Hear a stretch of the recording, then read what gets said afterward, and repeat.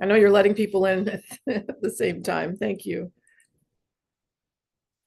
Delegate, we are live. Wonderful. Thank you. Good morning. This meeting of the Baltimore City House delegation is now called to order. It is Friday, March 6th, 2026. Welcome to everyone who's joining us. On behalf of the 14 members of the City House delegation, we're glad to have you here, constituents, stakeholders, and friends who are joining us today. I'm Delegate Robin Lewis. Before we begin, I'd like to thank our delegation staff. Delegation Director Heather Bertling is manning the Zoom, keeping us going.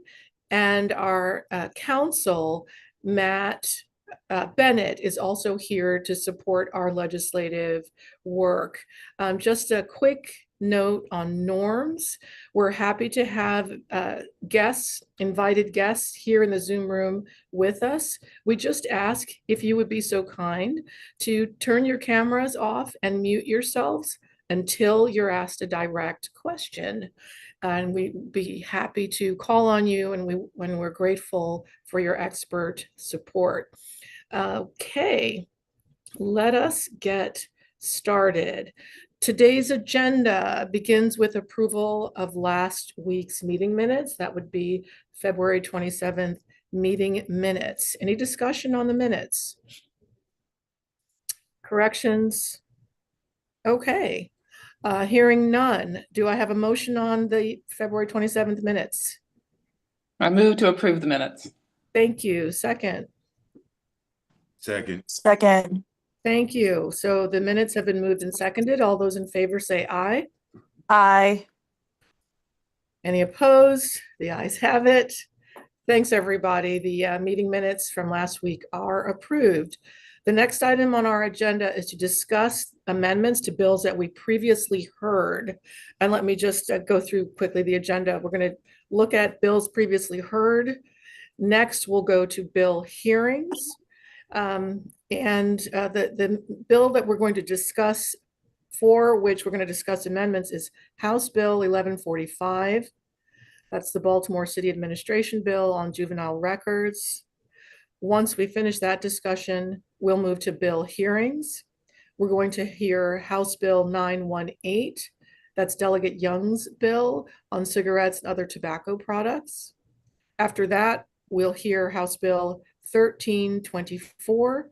That's Delegate Rosenberg's bill on very interesting and unusual bill for a Baltimore City local bill.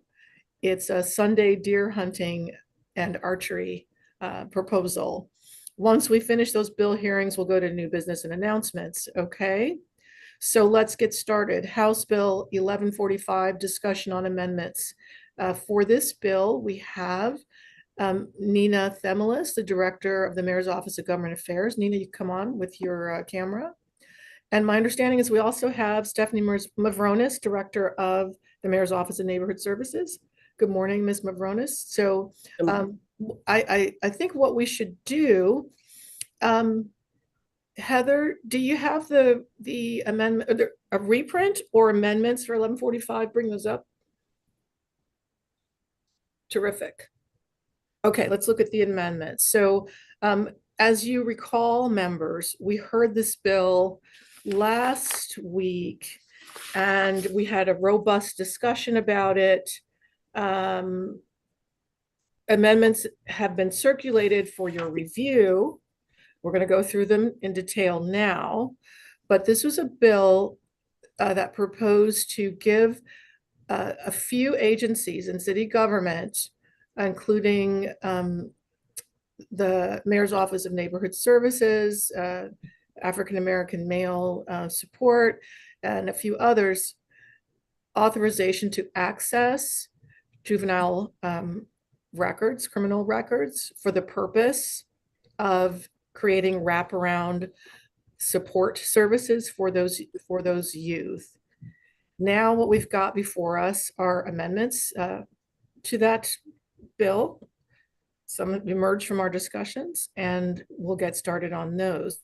So, Ms. Themelis, would you like to kick off the discussion and walk us through the amendments?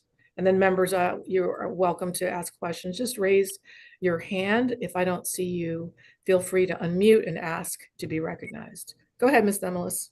Sure. Thank you, Madam Chair. Good morning, members of the Baltimore City House delegation. So on the screen here, you'll see a few different amendments to House Bill 1145. The majority of what they cover is based upon the conversations that were taking place during previous delegation meetings, and also being responsive to testimony received from the Department of Juvenile Services.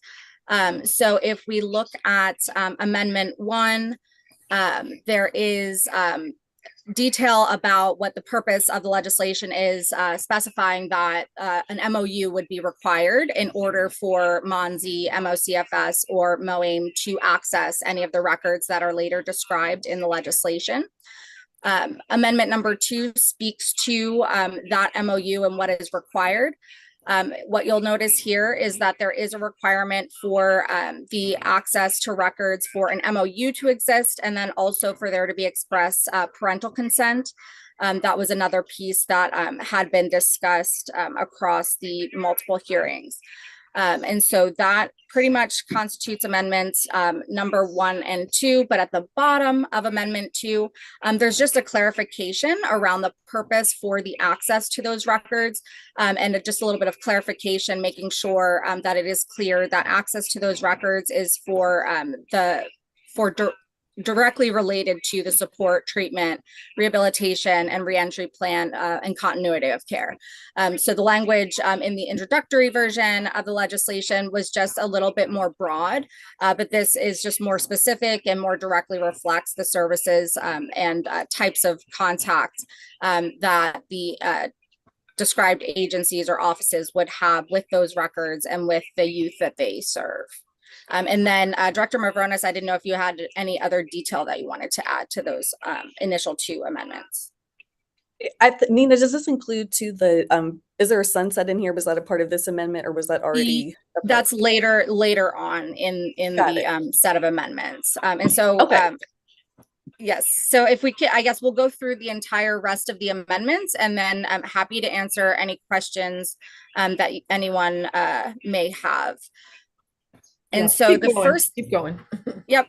And so the first set of amendments, because there are 2 types of records that this legislation would allow access for. The first is police records, and then the second is the court records.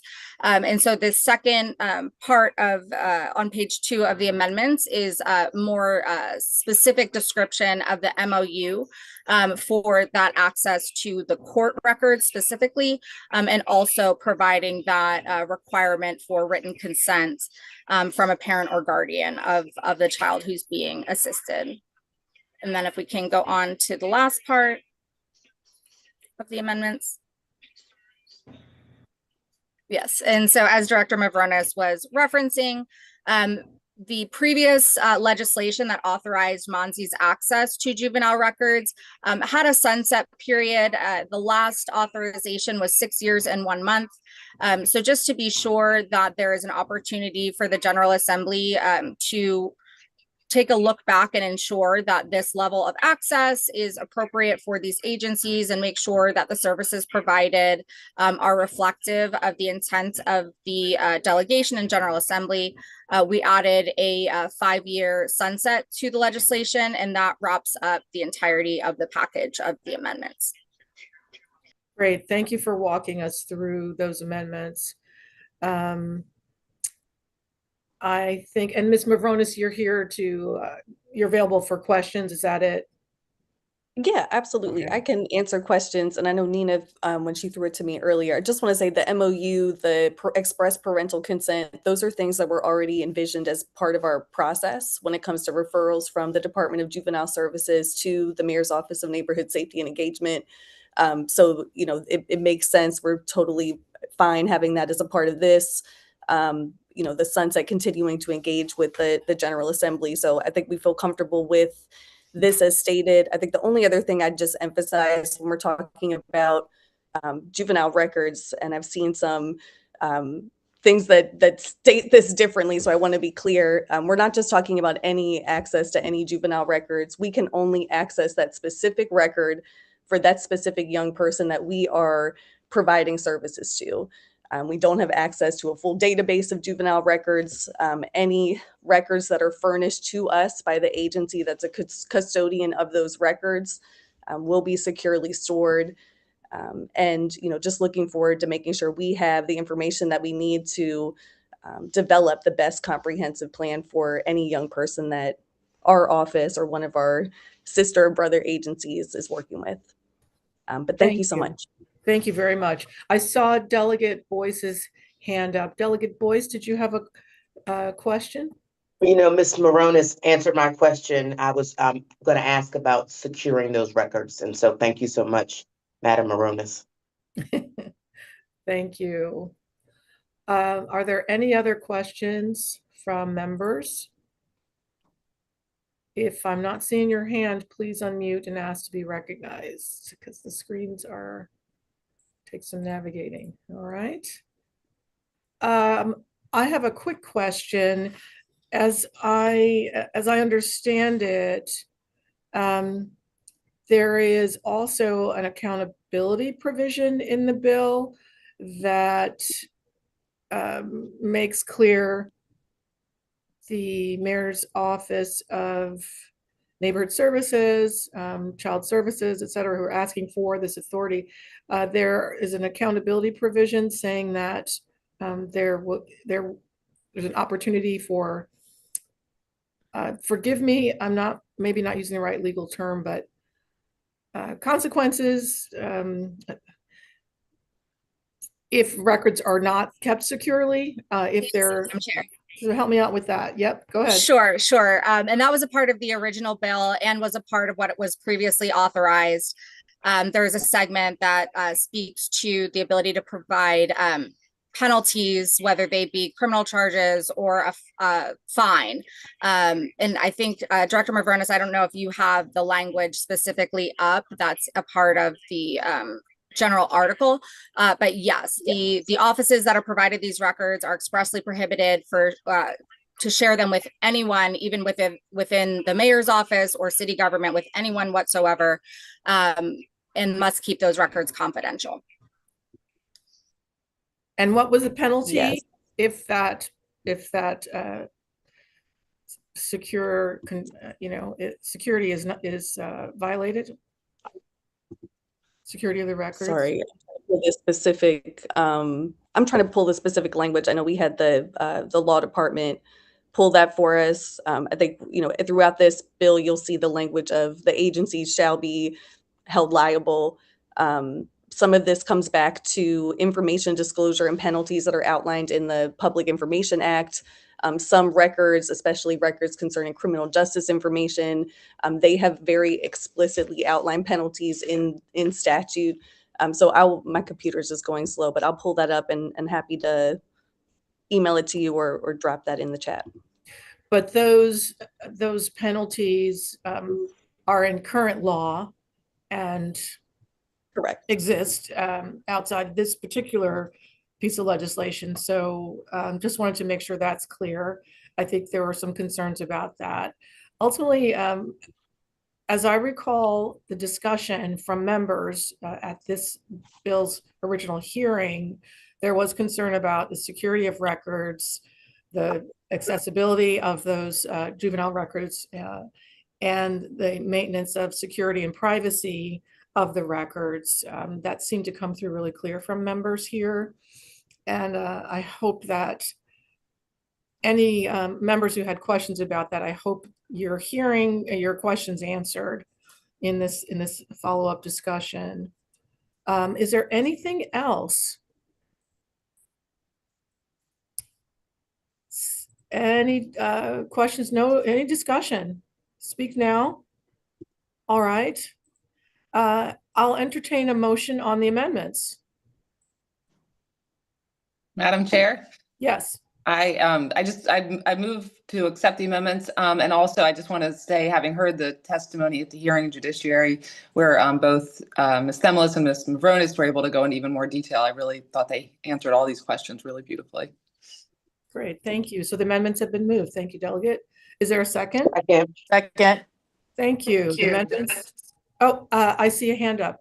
Delegate Ruff, do you have your hand up for a question or discussion? Yes, I'm sorry to stop the motions. I was trying to raise my hand, but I had a little connectivity issue, so I apologize. My question was around the method of storage of the records. How does the office plan to do that? And, consider if it's some sort of cloud method, what are the security protocols that are in place to, avoid some sort of, cyber attack or anything along those lines? Sure. Go ahead and answer. Thank you. Thank you for the question, Delegate. So Monty has a secure case management system. It's the same case management system we've been using to securely store, records, information, with our group violence reduction strategy, and a number of our other initiatives in the agency. So this isn't new work for us. This will allow us to deepen our work specifically to serve our young people. We've already built the mechanism specifically for the youth related work. So this is an access protected database. Anyone who's accessing the database needs to have a login and password. You can only access the records that are connected to that subject area of work that you do work in. So the GVRS folks, they cannot see the juvenile records that we're talking about in this statute, and vice versa.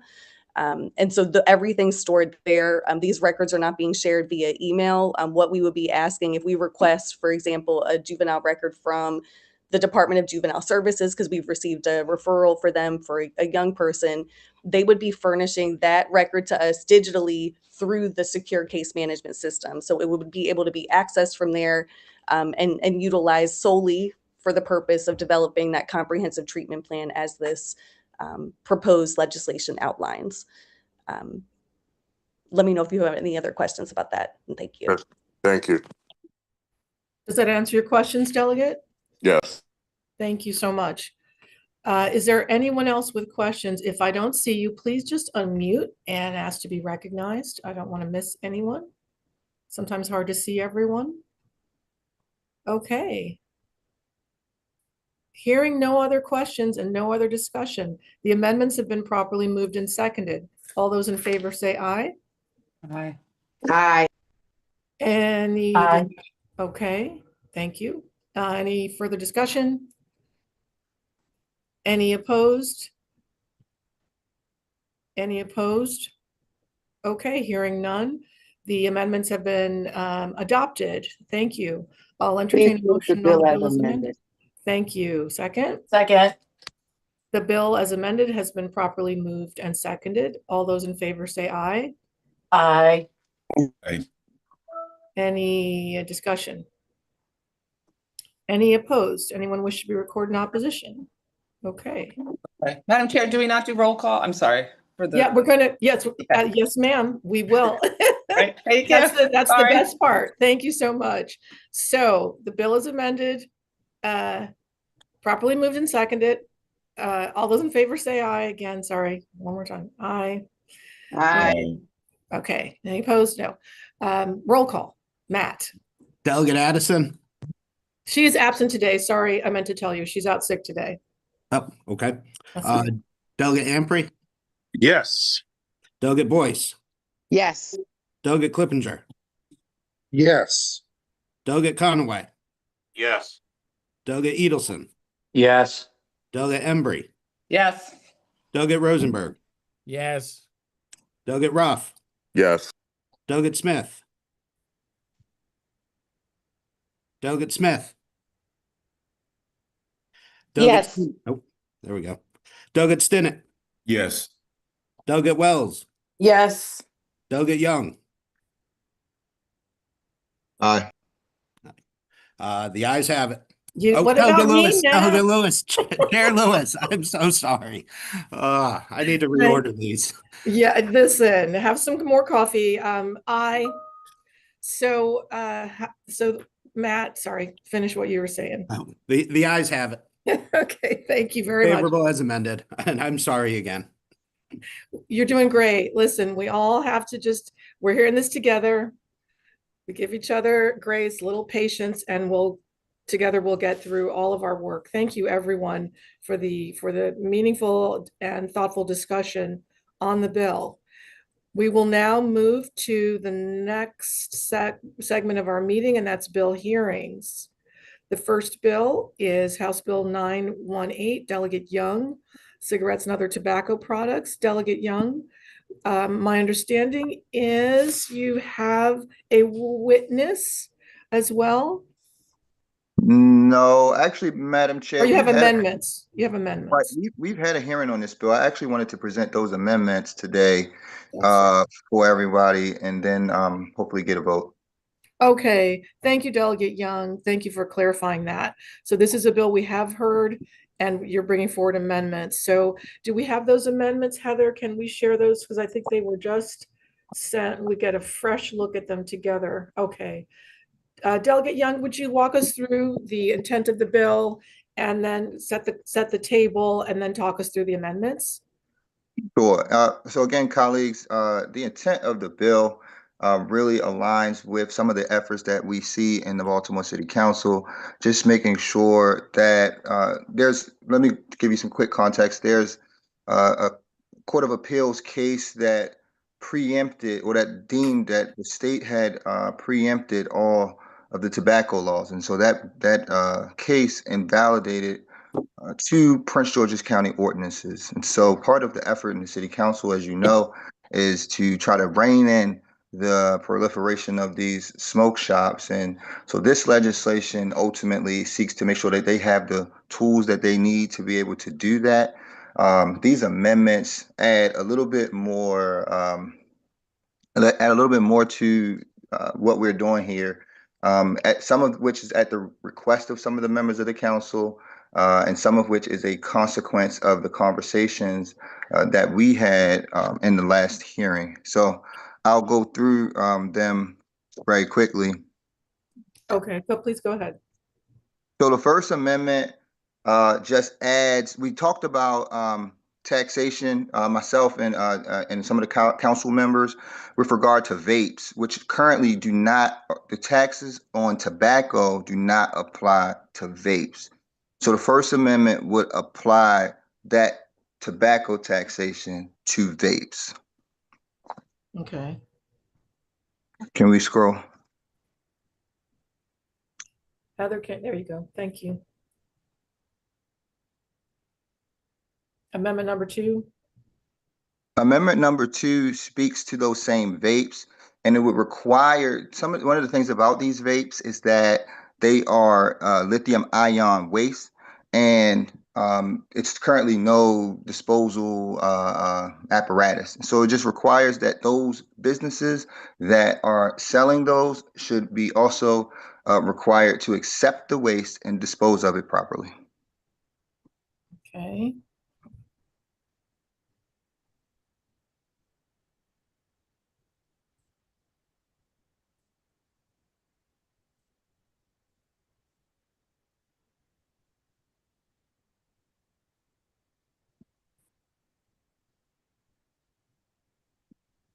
There might be another document that exists as well. The drafter gave us a couple documents. I don't see the rest on this one. Did we Heather, did we get it? Any other? Yeah, there we go. There we go. Okay, well, this is the reprint. So shall we just go through this? Yeah, we could go through the reprint. Okay. That's fine. Okay. This helps everyone remember what the bill does. Thanks, Heather. All right. Delegate, just walk us through. This is your bill. Understood. Thank you. And if you go down to the bottom of the first page here, you'll see where we talked about in this body, we talked about the fee is only $300 per year. This amendment would move that fee to $2,500 per year. The fee is currently broke down at $25 to the executive director, and $275 would go to the Department of Health. We would keep that $25 to the executive director, and the remainder would go to the Department of Health. Okay. Okay, keep going, Delegate. If you scrolling down on this document, it's all the way down to the bottom now.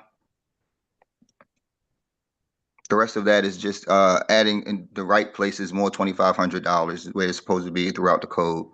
And when you get to the bottom, we talk about on section 2.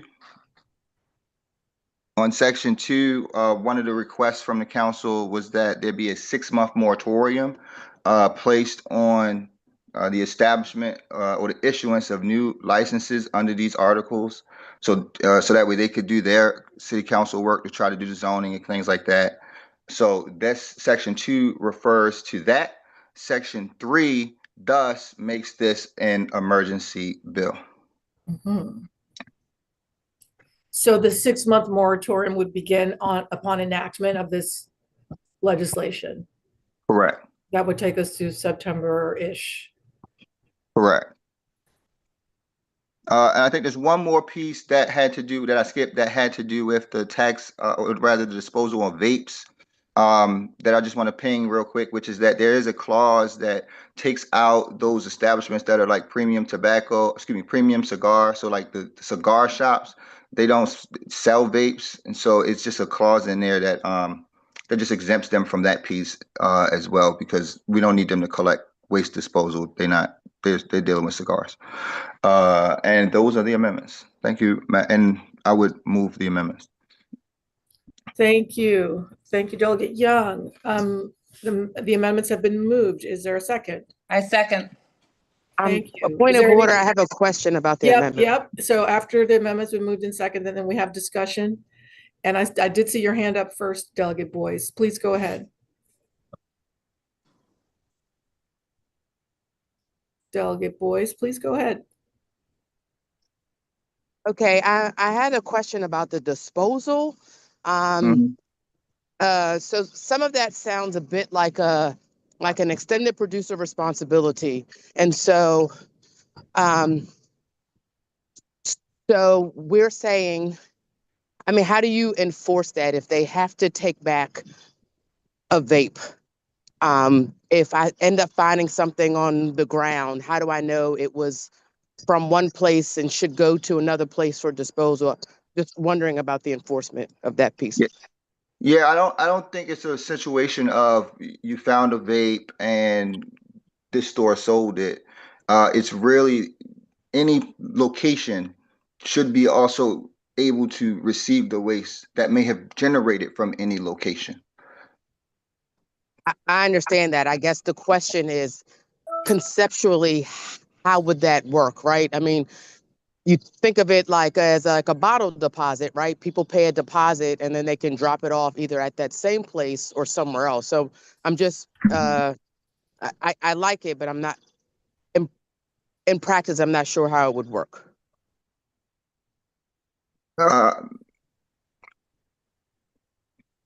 Let me think Delegate about. Young. Yeah, Go I'm ahead. here. I'm just trying to make sure I'm responsive to the question, so it just took a moment to just gather my thought. You know, I would just suggest, like you said, I think the bottle deposit is a good example of what is envisioned here. I think your original statement and question spoke to enforcement. I think that's something that I'm happy to, doubly engage with the Department of Health with regard to. Part of what I'm trying to do here is, again, raise that fee. And so, if anything, I think that there may be resources that could go towards helping with that enforcement. But if there's specifics on implementation that you might have, Delegate, I think that's a conversation I would certainly be happy. I know that you've got a lot of experience, especially with environmental issues, and so would be happy to talk to you about what makes sense if there needs to be an adjustment, just to clarify for you. Delegate Boyce. So those are good questions. Enforcement is an issue, and as well as the actual mechanisms for disposal. And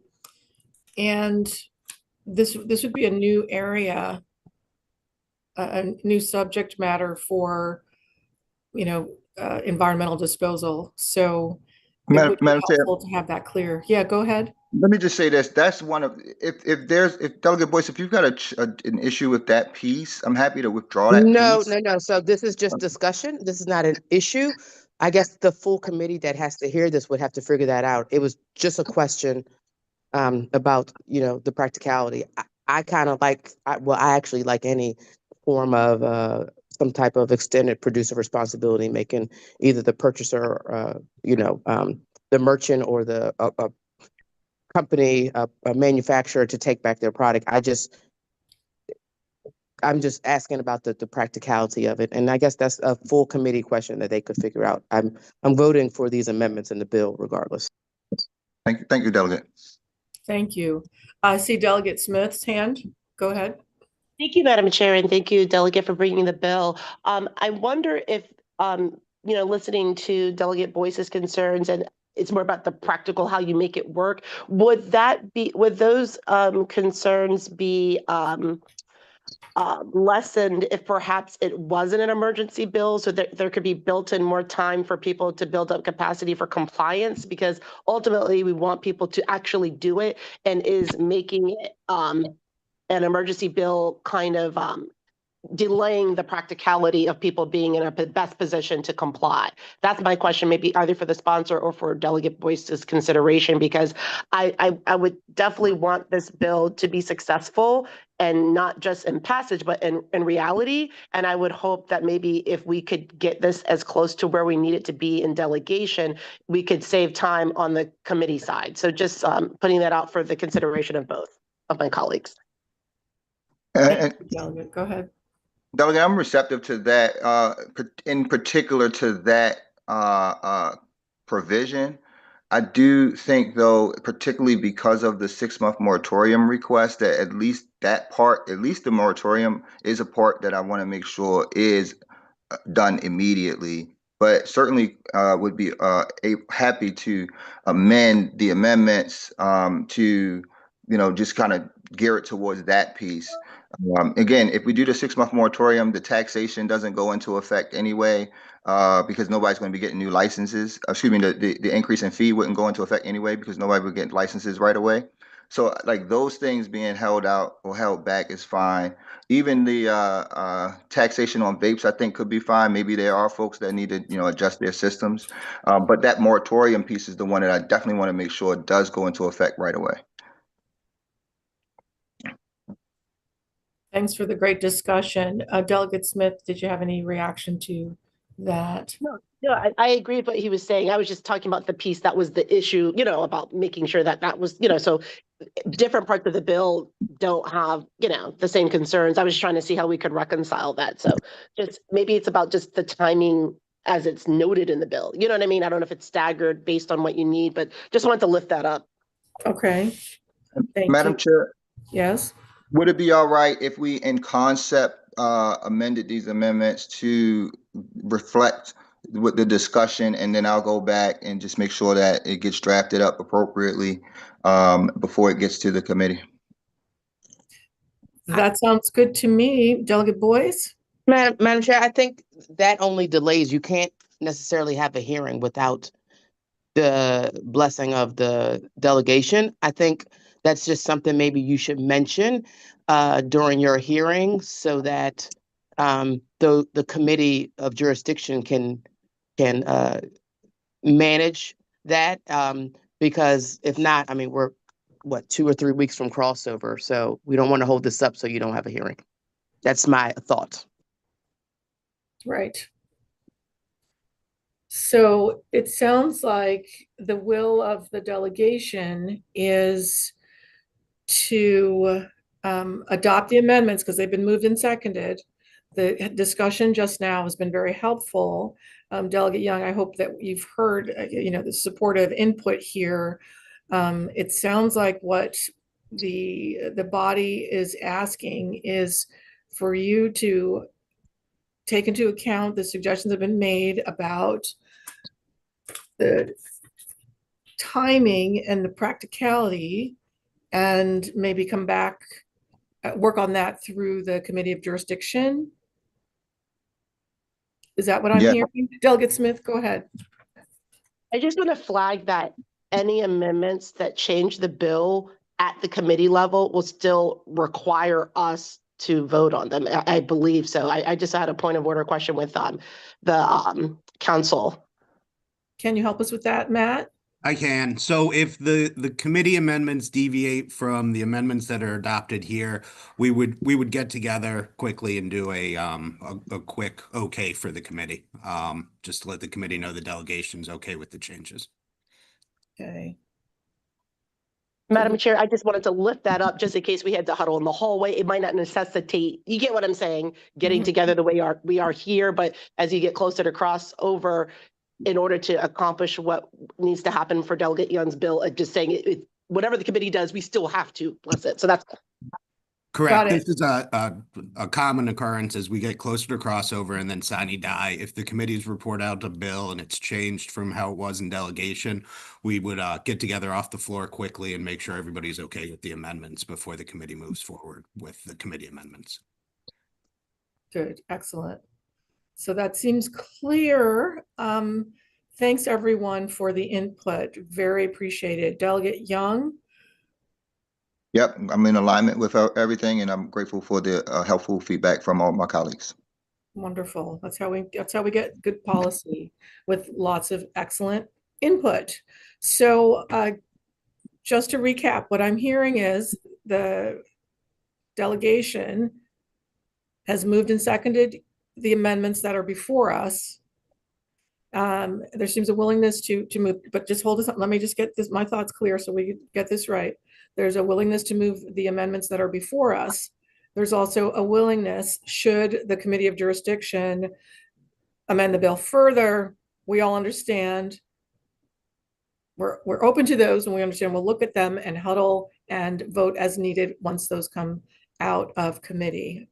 So I think I got that right. Does that sound right? Delegate Young, Matt? Yes. Yes, that is correct. I think at this point, we need to take a voice vote on the amendments and then a roll call vote on the bill as amended. Thank you. So amendments have been properly moved and seconded. All those, let's do this one more time, make sure we get it right. Thank you for your patience. All those in favor say aye. Aye.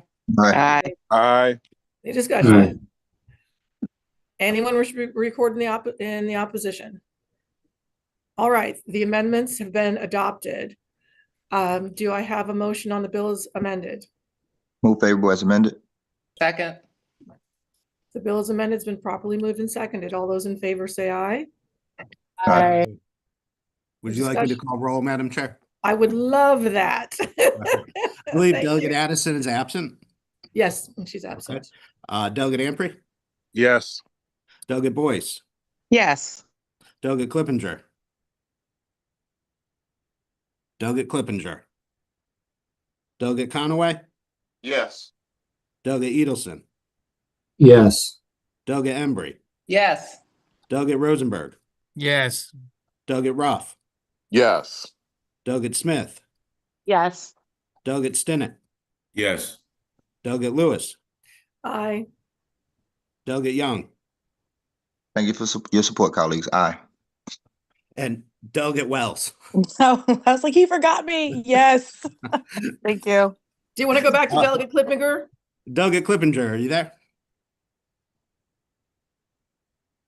Okay, the ayes have it. The bill passes favorable as amended. Thank you. Thanks, everybody. Last but not least, we'll move on to House Bill 1324, Delegate Rosenberg, Natural Resources Sunday Deer Hunting. Delegate Rosenberg, I believe you have a witness, Michael Pearson. Yes, Mr. I do. Pearson? He's here. He's Yes, here. wonderful. Thank you. So Delegate, please proceed with your presentation. Thank you, Madam Chair, and thank you, members of the delegation. Until Michael Pearson contacted me about his concerns about the effect on our lived environment from the overpopulation of deer, I only thought that the deer posed a traffic hazard because I would drive up into the Cold Spring Newtown development from Cold Spring Lane. And as you went up that hill with a forest on one side of the road, it was not unusual for a deer to run out onto the roadway, and you had to avoid them to avoid damage to the deer and your car.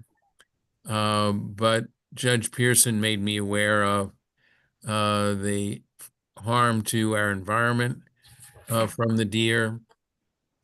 And I then with the assistance of staff, found out that under current law, if you're using a bow and arrow, you cannot use the bow and arrow to shoot deer or other forms of hunting if you're within 150 feet of a building where there are human beings.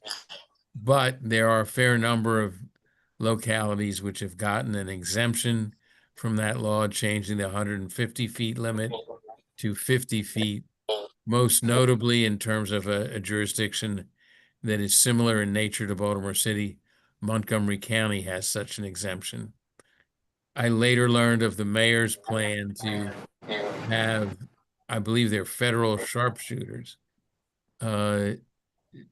use their guns to reduce the deer population in parklands in the city. So I would believe that, I haven't heard anything otherwise from the city, that this bill would complement what the city is doing. But I will defer now, if I may, to Judge Pearson, a resident of Mount Washington, for him to testify on the bill. Thank you, Delegate. delegation. Thank you, Delegate. Judge Pearson, welcome and thank you. Please proceed. Thank you very much. I thank the delegation for permitting me to speak with you. I thank Delegate Rosenberg. Before I go any further, I have to say, since it appears everyone knows I'm a judge, that I am speaking strictly in my individual capacity and not on behalf of any government agency, including the judiciary.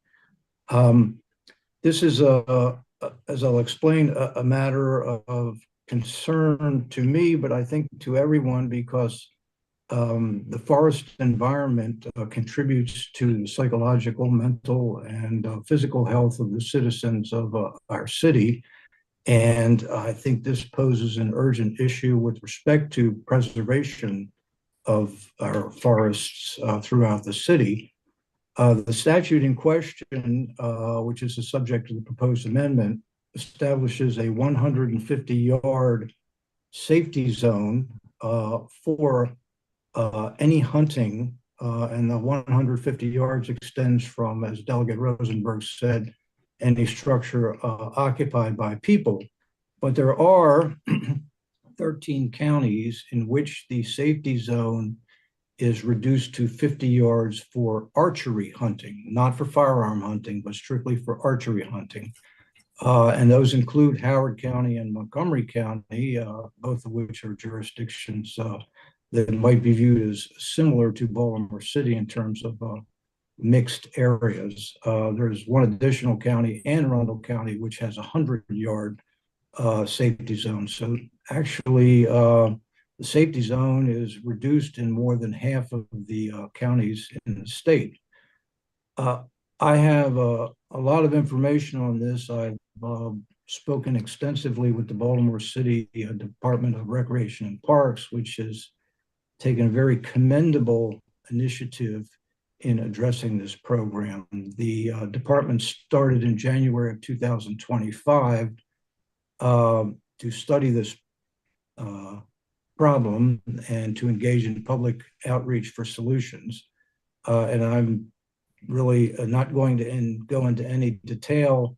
As I say, they have developed a wealth of data, but I don't want to keep you too long in talking about it, but I can certainly answer any questions and provide additional information. But in summary, a healthy deer population for a forest infrastructure is 20 deer per square mile.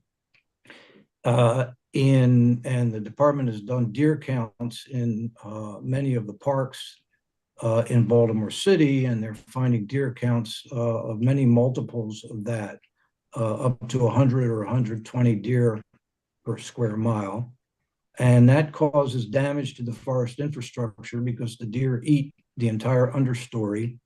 They strip all the saplings and trees and prohibit or keep them from growing. That results in loss of habitat for other species within the forest. It results in erosion because the forest floor is denuded of any vegetation. and that leads to the eventual decline of the forest. Again, without going into too much detail, there's media reports of what this has done to Loch Raven Reservoir and parks within the city itself. So the city began its program in January 2025, and it has now progressed. The latest overture is, as Delegate Rosenberg said, for the city to work with the Department of Agriculture, U.S. Department of Agriculture, for sharpshooting within certain city parks to reduce the deer population in those parks. I live in the edge of a wooded area in Baltimore and in Mount Washington, part of which my wife and I own, not all of which, but it's given me the opportunity to personally witness what's going on in the forest, both in terms of the number of deer. I count the deer every morning, and my numbers are equivalent to the city's numbers, if not more. But in addition, I've looked at the forest near my house, and it's betraying all of the signs of degradation that recreation in parks is documented in city parklands. So I have talked extensively with Shane Bainey, who is the person who is leading the city's program, what the city is doing in the parklands is not going to do anything about the problem in other areas of the city. From what he tells me, it's not within the foreseeable future that anything is going to happen that is going to address the problem in areas outside of the city parks, but particularly large parks. So I was encouraged to look for solutions that might address the problem in the areas that are not covered. And archery hunting is one possible solution to try to deal with the problem. And again, not to repeat myself, that has been employed in several other local jurisdictions in Baltimore City. The 150-yard safety zone in a mixed area has the practical effect of foreclosing any archery hunting. 150 yards is a football field and a half, and it's a very long distance. I can tell you, having measured it out in the woods near my house. So that is the basis of the proposal. Well, thank you. Thank you very much. If I could just add one word, an obvious question is safety. And I have done some research into that, and I would just add two things on that subject. I did get information from the Maryland Bowhunter Society, as well as some information from the Montgomery County Parks, which permits archery hunting of deer in Montgomery County parklands. And over a period of 10 years, there have been no reported incidents of any injuries to bystanders or other persons as a result of archery hunting. And finally, I would just mention that on the subject of safety, there are, of course, statewide hunting regulations that would apply, including the requirement that a hunter obtain the permission of a landowner before hunting on that land. A hunter has to be licensed. That requires a safety course. There are limitations upon the hours during which hunting can occur. And I know I said finally, but now I'll say finally. I do, the Friends of Silburn Arboretum sent a letter of support to Delegate Rosenberg, which I think very more eloquently than I have expresses the environmental damage that is being done by the overpopulation of deer and why this is necessary to maintain the health of our city forests. Thank you. Thank you, Judge Pearson. And we do understand you're speaking in your personal capacity as an engaged resident of Baltimore City, but just out of respect, we can't help but use your title. So thank you. Thank you, Delegate Rosenberg. Members, are there questions? Delegate Boyce. Thank you so much, Madam Chair. And Delegate Rosenberg, this is so on time. As you may know, we have been talking about generally Sunday hunting.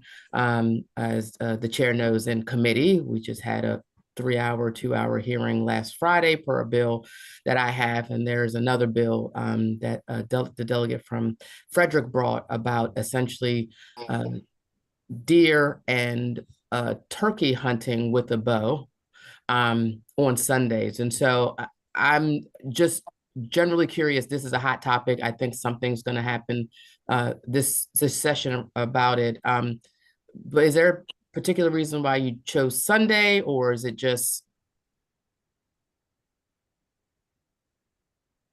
I don't know if you're asking me or Delegate Rosenberg. Delegate Rosenberg or you, Madam Chair, can whoever's best to respond. I see Delegate Rosenberg searching his archives there. I'm reading the bill.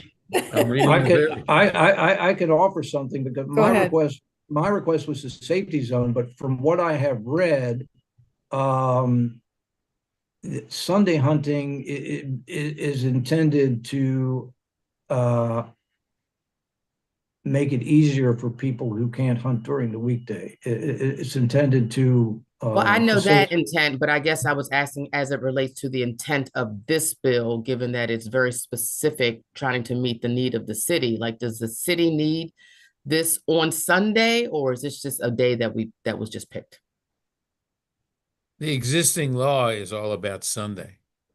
So I was trying to make it as simple as possible in drafting. But if it's I would defer more to your committee than I would to the delegation about, I think it's better for the committee to say we want it to be more than Sunday. And if I could be in a position of saying the delegation would not object to that. Okay. So, right. So, Delegate, I just want to be clear. Your bill is essentially just allowing on Sunday, because clearly the city doesn't really have many laws as it relates to hunting generally, but you're just saying that this would just be Sunday. It wouldn't be like an extension of days. Okay. I was trying to make it as simple as possible, but you're raising an important point. Does that adequately address the problem? Okay. I think if I may, what the bill does is you're not allowed to hunt on Sunday. There's a specific prohibition in state law. I do know that it's statewide, but in certain areas it's either full Sundays, and in certain areas it's either no Sundays, and in certain areas it's up until 10:30. Right, but you can hunt on other. You're allowed to hunt on other days. This understand. Thank you. Okay. I got it. Thank you. Thank you. We're very fortunate in this delegation. And it's kind of remarkable, and who would have guessed, but we have the foremost expert on state hunting law in the whole legislature, and that is Delegate Boyce. So we're lucky to have her insight here. I saw Delegate Embry and then Delegate Ruff. Thank you, Madam Chair. I just want to say what a pleasure it is to see Judge Pearson. And I also want to say how grateful the gardeners of Baltimore will be with this legislation. Any garden within half a mile of a park or a forested area, they are losing every tulip, every hosta, everything that deer find edible. So just wanted to make that plug. Thank you. Thank you, Delegate. Delegate Ruff, your hand was up. We can't hear you. Sorry. Thank you. Thank you, Judge Pearson, Delegate Rosenberg. I wanted to know if you guys had any information on the effectiveness of the concessions that are available in other jurisdictions, the 13 other jurisdictions, and their ability to have the ability to hunt with bows at a closer clip to buildings, whether that has produced favorable results that are measurable. I do not know. I don't have the number in front of me. I did read it while I was looking at all this, but they have removed a very significant number of deer in Montgomery County. I don't remember the number off the top of my head, but that is available. I could find that. No, that's fine. I would assume that the numbers are positive and that I just think it would be great to demonstrate during this hearing that the need is tied to a measurable result that we would need to see. And Delegate Rosenberg, you remember, and so does Delegate Chair Lewis, our meeting and visit to Leakin Park and the presentation by the Forestry Division of Rec and Parks about the significant disruption that our deer population has caused and the plans that are in place that I think you referenced earlier in your presentation. So I'm fully in support of the bill as well, and hope that it will encourage Baltimoreans to get licensed and to help us curb our deer population, especially in Leakin Park.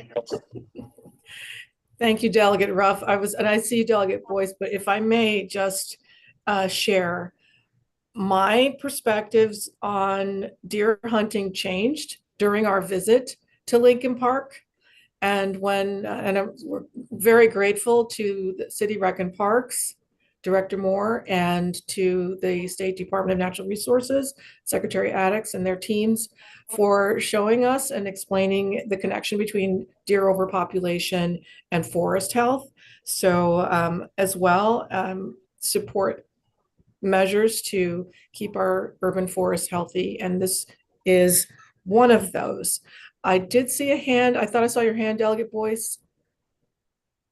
I did. I was going to put it just back down. I was just going to say too, I think one of the tools that are available, and I don't know if it's available for the city, and maybe it's not, are what they call crop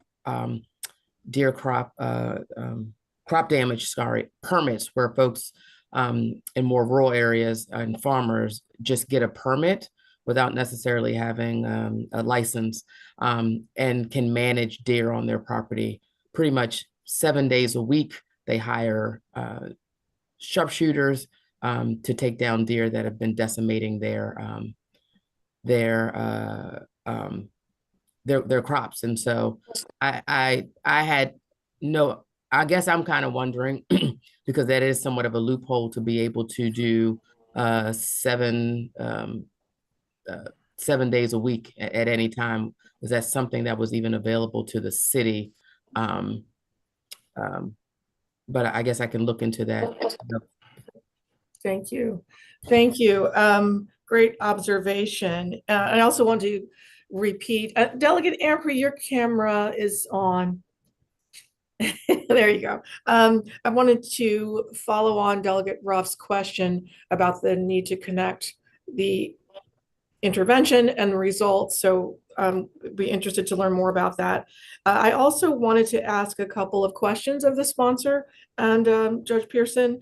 I'd like to know, with the understanding that statewide hunting laws will also apply in Baltimore City, being a little less familiar, I'd like to know what happens to the waste resulting from a deer kill. My understanding is hunters do prepare the carcass and there may be waste from that. What happens in a city park? How does that work?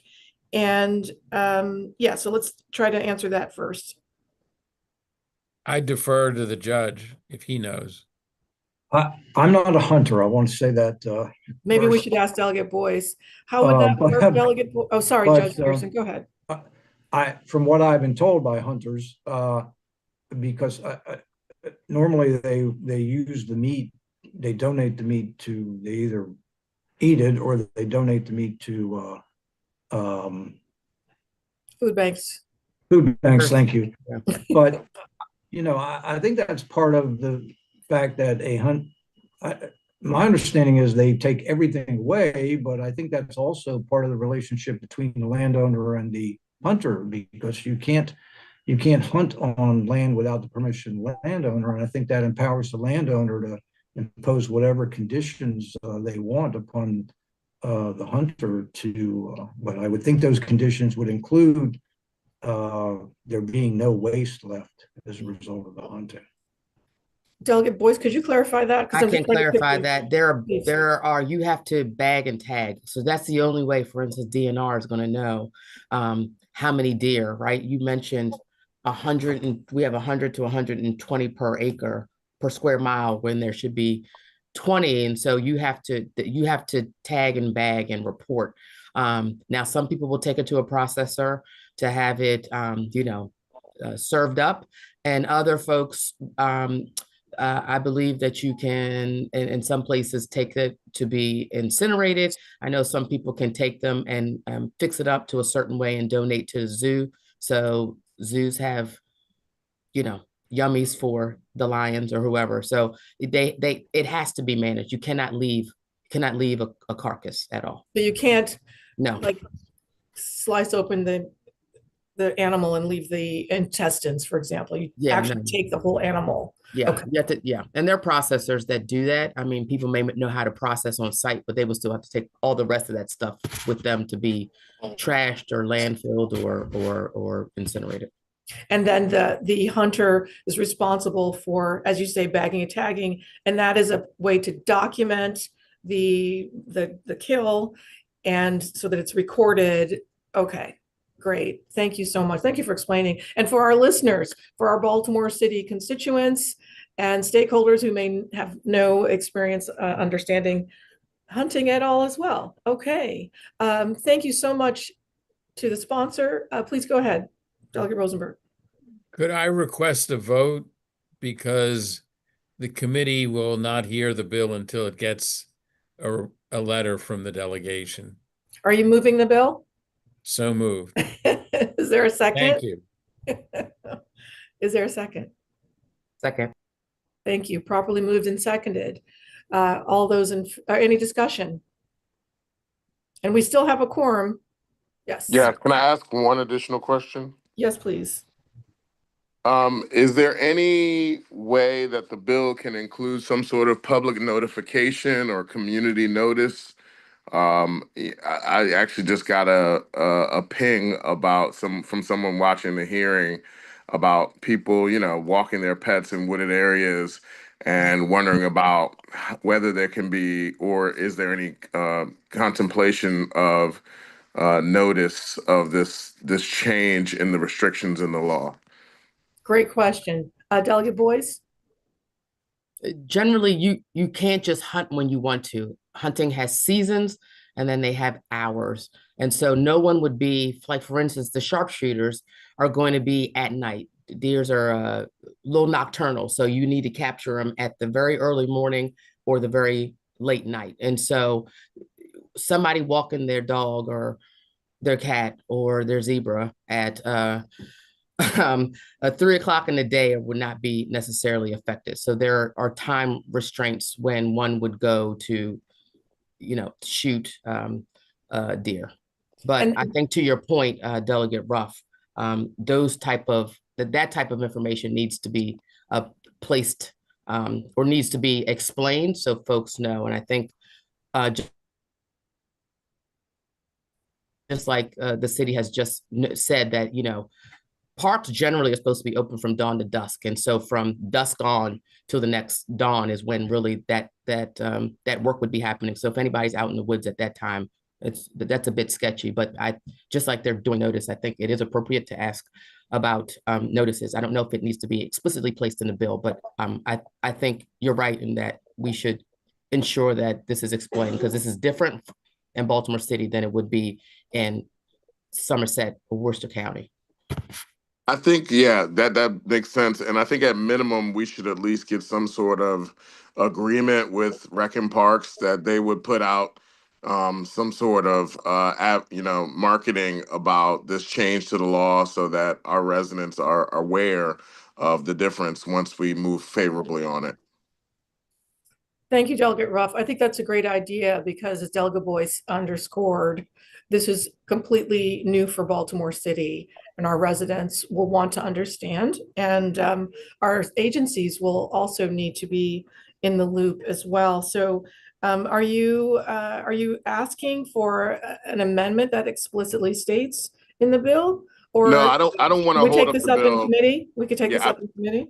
No, I don't want to hold up the bill. I think Delegate Rosenberg can go about the business of working out some sort of agreement with Rec and Parks, since they're supportive of the bill, that they will agree to put out notifications once the bill is passed, to say, hey, this is a new law. It pertains to our wooded areas of the city, and you just need to be aware that people are going to be able to hunt much closer to housing than they've been permitted to in the past. Thank you, Delegate Ruff. The Thank you. sponsor seems willing, and since we have, since this bill will be going to the Environment and Transportation Committee, and we do have Delegate Boyce here, I'm quite sure we can, this Committee of Jurisdiction can look at their question and refine the bill. But for our purposes, Delegate Rosenberg. I consider that a friendly, it's not an amendment, but a friendly issue, friendly addition to the consideration of the bill. Thank you, Delegate Ruff. Thank you so much. Any other discussion? Okay, I do believe the bill was moved and seconded. Any other discussion? Okay, any opposed? Okay, all those in favor say aye. Aye. All right, the bill passes. I think we're good. Matt? Madam Chair, I'm Would sorry. you like me to call roll, Madam We Chair? need to do. Yeah, okay, thank you. So Delegate Addison is absent. Delegate Amprey. Yes. Delegate Boyce. Yes. Delegate Clippinger. Yes. Delegate Conaway. Yeah. Delegate Edelson. Yes. Delegate Embry. Yes. Delegate Rosenberg. Yes.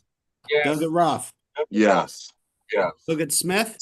I believe Delegate Smith dropped off. Delegate Stinnett. Yes. Delegate Wells. Yes. Delegate Young. Aye. And Chair Lewis. Aye. The bill passes favorable. Thank you, colleagues. Great, thank you. We've got a bit of an echo, Matt. I think it's you. Okay, thank you so much. Still have an echo. There we go. Thank you, colleagues. Thank you to our guests. We have completed the bill hearings. Last item on the agenda is any new business or announcements. Okay. Any subcommittees meeting? Okay. Wonderful. Heather, did we have any other new business to announce? No, we do not, Delegate. Okay, thank you for being my external memory drive. With that, I'll entertain a motion to adjourn. So moved, Madam Chair. Great, thank you. Second. Thank you very much, colleagues. That ends the work of the delegation. We are adjourned. Thank you. Okay. Delegate Rosenberg, I'm going to come find you. I got to talk to you. I'm in my office.